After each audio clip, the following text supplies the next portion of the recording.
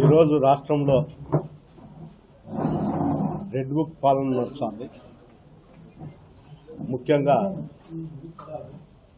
రాష్ట్ర ప్రధాన కార్యదర్శి అయినటువంటి కోరంట్ల మాధవ్ నోటీసులు ఇవ్వడం కూడా జరిగింది.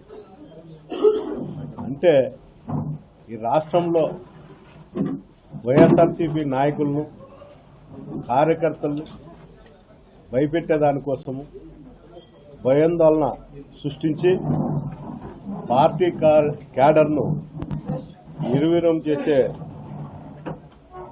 విధంగా జరుగుతుంది.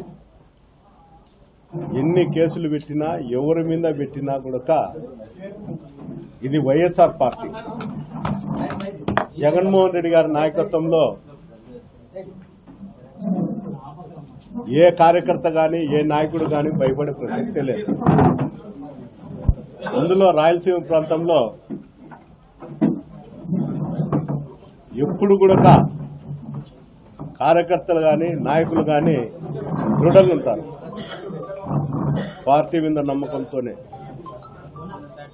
ఇలాంటి పార్టీ 9 నెలల్లోనే సంక్షేమ పథకాల వైపు చూడకుండా కేవలం అరెస్టుల పర్వం మీదనే తెలుగుదేశం గవర్నమెంట్ ఆధారపడి పార్టీ నడుపుతారు.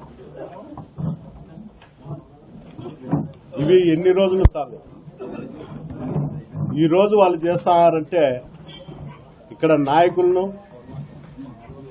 భయపెట్టేదానికోసమే చేస్తారు. వైఎస్ఆర్ పార్టీలో మేము అయితే మటుకు పార్టీ ఉన్నంత వరకు ఏ నాయకుడు కూడా భయపడే ప్రసక్తే లేదు. ఎన్ని కేసులు పెట్టినా ఎన్ని విధాలుగా ఇబ్బందులు గురి చేసినా కూడా మేము పార్టీలో ఉంటాం. మాధవ్ అరెస్టు కూడా చాలా ఎప్పుడో 3 ఏళ్ళది 4 సంవత్సరాలతో ఈ కేసు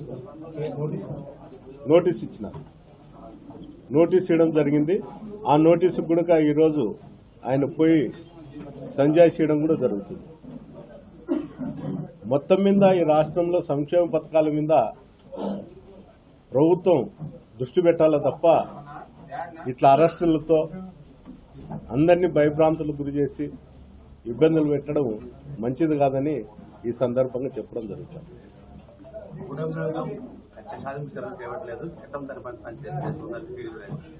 రేపు కూడా అదే తెలుస్తుంది కదా, చట్టమే చేసేది.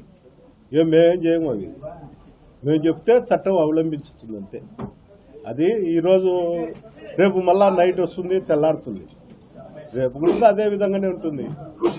ఈరోజు మేము బాధపడుతున్నామనో లేకపోతే మేము భయపడించుకుంటే ఇంకా మళ్ళాసారి కంటెస్ట్ చేయరనో లేకపోతే ప్రజలు ఓటేసేకి రారు అనుకోవడం చాలా తప్పు. రేపు అనేది ఒక రోజు ఉంటుంది. ఆ రోజును ఎవరు కూడా మర్చిపోయే పరిస్థితి అయితే ఉండదు. ఇబ్బంది పడిన ప్రతి నాయకుడు ప్రతి కార్యకర్త ఆలోచనతోనే ఉంటాడు.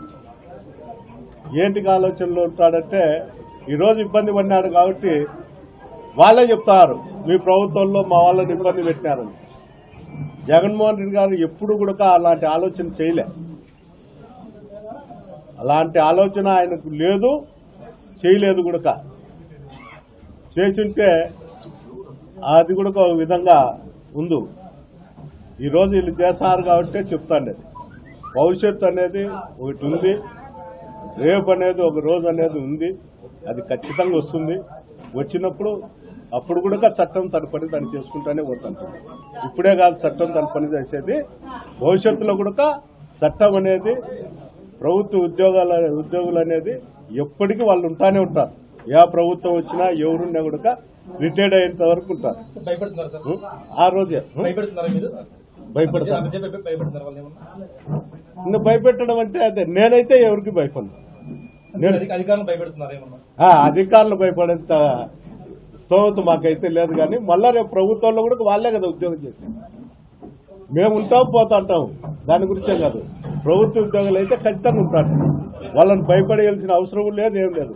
ఇదే అధికారులే రేపు కూడా పనిచేయాల్సిన పరిస్థితి అదే కదా ఉండేది. తినేది వేరే విధంగా ఏం లేదు. ప్రభుత్వ ఉద్యోగుల మీద కానీ వ్యతిరేకత ఇంకోటేం లేదు.